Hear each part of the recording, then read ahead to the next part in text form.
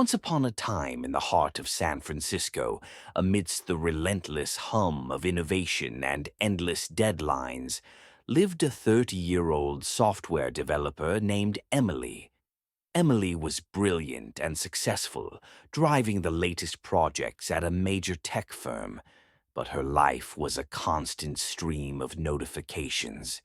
Her mind was perpetually connected, vibrating with the urgency of Slack messages, the demands of her calendar, and the endless scroll of social media, leaving her feeling wired and utterly exhausted. She felt like her brain was a web browser with hundreds of open tabs, each draining her energy. She couldn't enjoy her weekend hikes or even a quiet dinner without the instinctive urge to check her screen. She longed for a sense of deep, focused calm she remembered from childhood, before the digital world consumed her every waking moment. One evening, frustrated after failing to truly relax, she stumbled upon an old, dimly lit bookstore in a quiet neighborhood, a place that felt deliberately disconnected from the fast-paced city. Inside, behind a worn wooden counter, sat an elderly woman named Clara, who was peacefully shelving books with a slow, deliberate grace. Clara had a reputation in the community as a calming presence, often giving unexpected but profound advice. Emily approached her, her voice strained, and confessed, "Clara, I feel trapped by my own mind, by my devices. I can't switch off. I want to learn how to be present again." Clara looked at her with gentle eyes and said, "Ah, the modern dilemma. You've let the stream control the boat. Come with me, I have a simple exercise for you, a test of focus." Clara led Emily to a small enclosed courtyard behind the store where a single, old-fashioned hourglass sat on a stone table filled with fine white sand. Clara explained, "I want you to turn this hourglass over and watch the sand fall.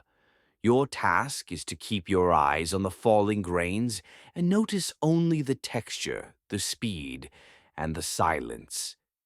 You must not let one single thought of your phone, your work, or your to-do list enter your mind for the entire duration it takes the sand to finish. If a thought interrupts, simply bring your focus back to the sand." Emily, initially skeptical of such a simple task, accepted the challenge, placing her phone silently in her pocket. She turned the hourglass and sat down, focusing intensely. At first, her mind immediately raced. Did I forget to reply to that email? I wonder what I should post later. This is ridiculous, I'm wasting time. But each time, remembering Clara's instruction, she physically shook her head lightly and forced her attention back to the slow, steady flow of the sand. She concentrated on the fine texture, the tiny cascade, and the growing cone at the bottom. As the last grains fell, a profound silence descended over her.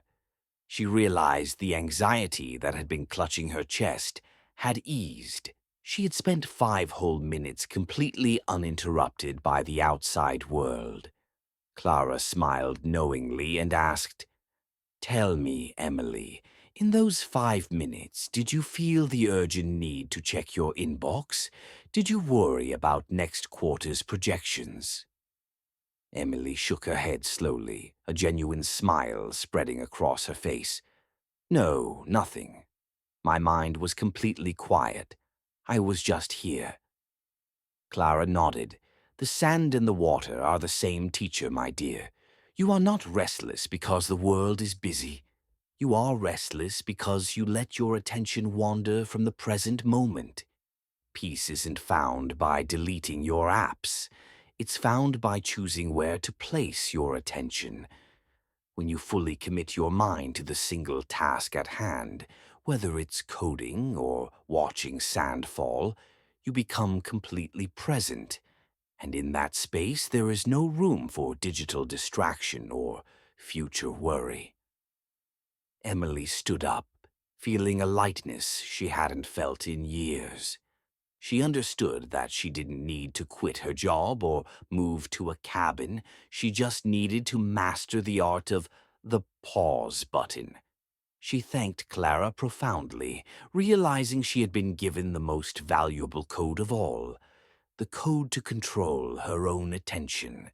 She walked out of the bookstore and into the fading city light, her phone still silent in her pocket, ready to face the world, but this time on her own terms, one intentional moment at a time. If you like this story about finding focus in a chaotic world, please give it a thumbs up and share it with a friend who needs a 5-minute break. And don't forget to subscribe to our channel for more inspiring content designed to bring peace to your busy life. Thank you for tuning in, and until next time, stay focused and stay present.